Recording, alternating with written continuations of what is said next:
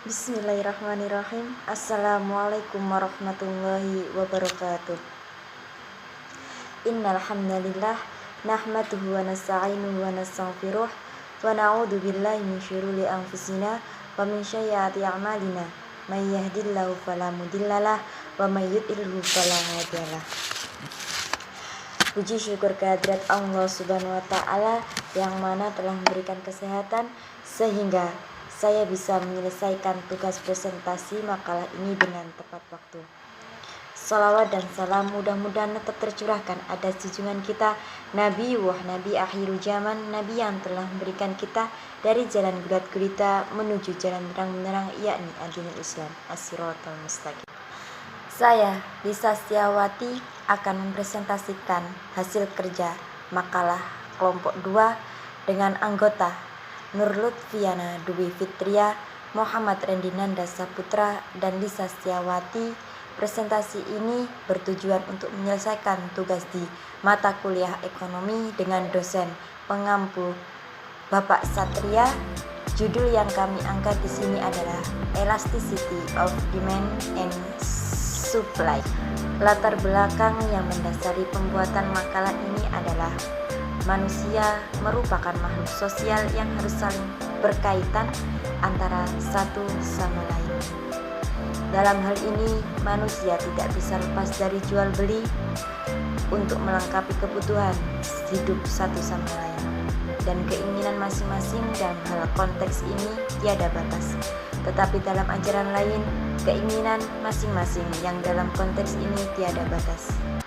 Harga dalam perekonomian biasanya tidak terlepas dari faktor penawaran dan peminatan. Seperti teori hukum bisnis, jika permintaan meningkatkan sebesar sedangkan penawaran tetap, secara otomatis harga meningkat sesuai dengan kenaikan permintaan. Sebaliknya, jika permintaan tetap sedangkan penawaran terus meningkat, harga dan cenderung turun karena pada dasarnya tingkat harga searah dengan tingkat peminatan dan berbanding terbalik dengan tingkat penawaran. Latar belakang yang mendasari pembuatan makalah ini adalah pengertian manusia. Manusia merupakan makhluk sosial yang harus saling berkaitan antara satu dengan lainnya. Dalam hal ini, manusia tidak bisa lepas dari yang dinamakan jual beli. Dikarenakan kenapa? Karena satu dengan yang lainnya itu saling berkaitan atau saling berkesinambungan. Dan keinginan masing-masing yang dalam konteks ini tiada batas. Tetapi dalam ajaran Islam, seorang hamba harus melaksanakan jual beli yang halal dan thayyib. Barang yang dilarang dikonsumsi tidak boleh dijadikan sebagai dasar transaksi, dikarenakan peminatan dan penawaran barang jasa sebenarnya sudah dijelaskan dalam Al-Quran.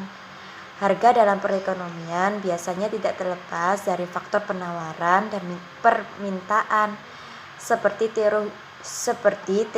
teori hukum bisnis.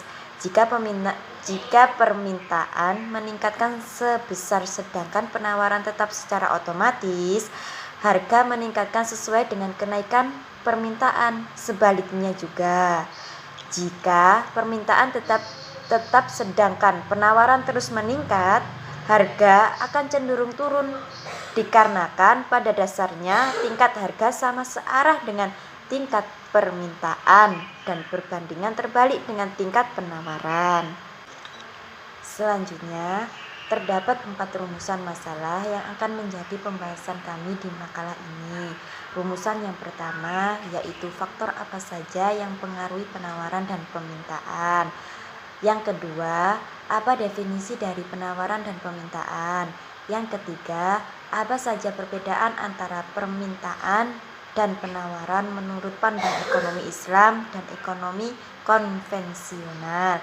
Yang terakhir, apa hubungan antara permintaan dan penawaran. Dengan adanya makalah ini, Kami memiliki 3 tujuan untuk memberikan pemahaman kepada teman-teman sekalian. Tujuan yang pertama, memahami faktor apa saja yang mempengaruhi penawaran dan permintaan. Tujuan yang kedua, agar teman-teman mengetahui definisi dari penawaran dan permintaan.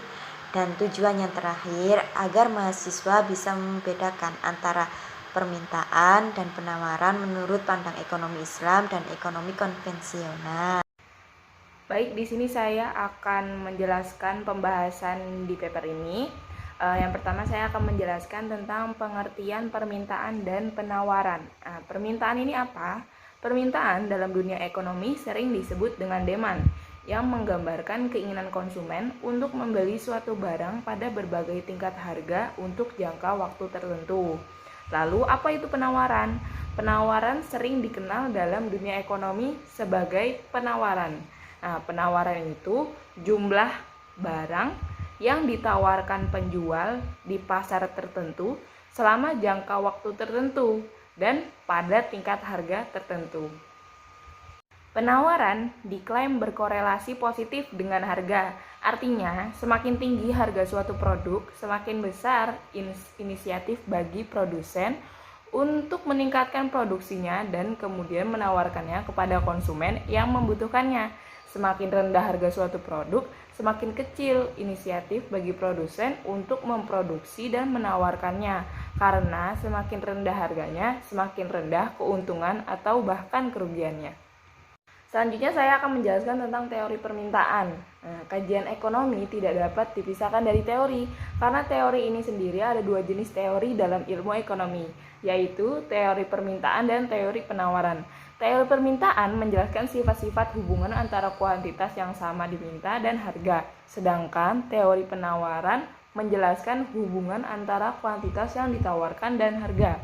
Menurut teori ekonomi konvensional, teori ekonomi adalah perbandingan langsung antara permintaan dan harga, yaitu ketika permintaan meningkat, harga relatif meningkat, dan sebaliknya ketika permintaan menurun, harga relatif menurun. Lalu selanjutnya hukum permintaan. Ada banyak penjelasan atau pemahaman tentang hukum permintaan. Menurut Mustafa E. Nasution dalam bukunya berbunyi, kuantitas barang atau jasa yang orang bersedia untuk membelinya pada berbagai tingkat harga dalam suatu periode tertentu.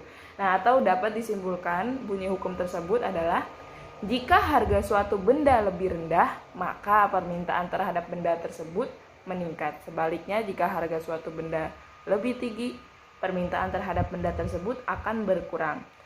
Oleh karena itu, konsep permintaan barang dan jasa hanya memperhitungkan konsumen yang memiliki preferensi dan daya beli pada saat yang bersamaan. Ketika merumuskan hukum permintaan, diasumsikan atau dijelaskan bahwa permintaan akan barang dan jasa yang diperlukan harus dipenuhi, yaitu ada faktor selain harga yang dianggap tetap. Lalu selanjutnya teori penawaran. Dalam ekonomi konvensional, teori penawaran terdapat 2 teori. Yang pertama, teori penawaran produsen tunggal. Artinya, jika faktor-faktor yang kita pegang konstan untuk mempertahankan rencana penawaran dan kurva penawaran, termasuk kondisi untuk semua hal lain yang sama, berubah, maka seluruh kurva penawaran bergeser. Ini dikenal sebagai perubahan atau penundaan penawaran yang harus dibedakan dari perubahan kuantitas penawaran. Lalu yang kedua, teori penawaran pasar. Artinya, faktor suatu barang menunjukkan jumlah alternatif barang yang ditawarkan oleh semua produsen di pasar pada berbagai harga alternatif dalam jangka waktu tertentu. Selanjutnya hukum penawaran. Pada dasarnya hanya ada perbedaan definisi atau bunyi antara hukum penawaran dan hukum permintaan. Ketika hukum permintaan menggunakan kata beli, maka hukum penawaran menggunakan kata jual. Seperti halnya permintaan, penawaran juga berlangsung selama jangka waktu tertentu dan faktor penentu penawaran selain harga barang dianggap tidak berubah atau konstan. Lalu faktor-faktor yang mempengaruhi tingkat penawaran ada 4. Yang pertama, biaya dan teknologi. Biaya merupakan biaya yang dikeluarkan dalam produksi barang atau jasa yang meliputi biaya langsung dan tidak langsung. Teknologi ini merupakan peningkatan teknologi yang diterapkan untuk menekan biaya produksi. Lalu kedua, jumlah penjual. Semakin banyak penjual yang dapat menjual pada tingkat harga tertentu, semakin tinggi penawarannya. Lalu ketiga, dugaan tentang masa depan. Artinya, aspek prediksi atau ekspektasi masa depan meliputi prediksi tentang perubahan harga barang. Misalnya, jika penjual mengharapkan harga barang dagangannya meningkat di masa depan, ia akan mengurangi harga saat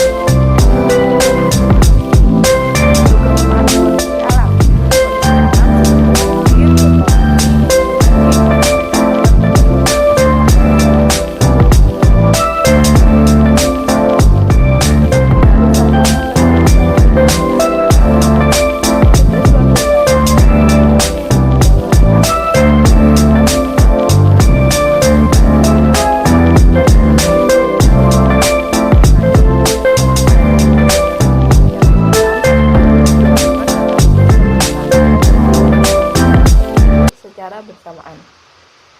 Situasi di pasar di dalam equilibrium atau suatu keadaan di mana interaksi yang terjadi antara komponen-komponen yang ada dalam aktivitas hidup umat manusia dapat berjalan secara harmonis dan seimbang.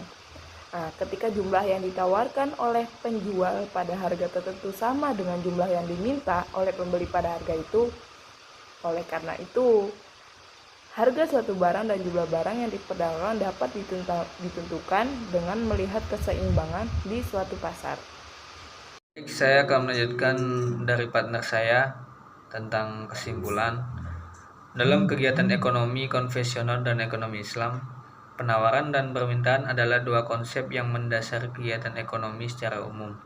Penawaran dan permintaan adalah dua kata yang biasa digunakan oleh para pelaku ekonomi. Keduanya digunakan sebagai kekuatan yang membuat proses kegiatan ekonomi berjalan. Selain itu, ada juga hukum penawaran dan permintaan, di mana hukum penawaran dan permintaan berlaku jika faktor-faktor yang menentukan penawaran dan permintaan selain harga barang dianggap tidak berubah atau konstan dalam jangka waktu tertentu. Kedua konsep ini juga memiliki teori dalam proses kegiatannya.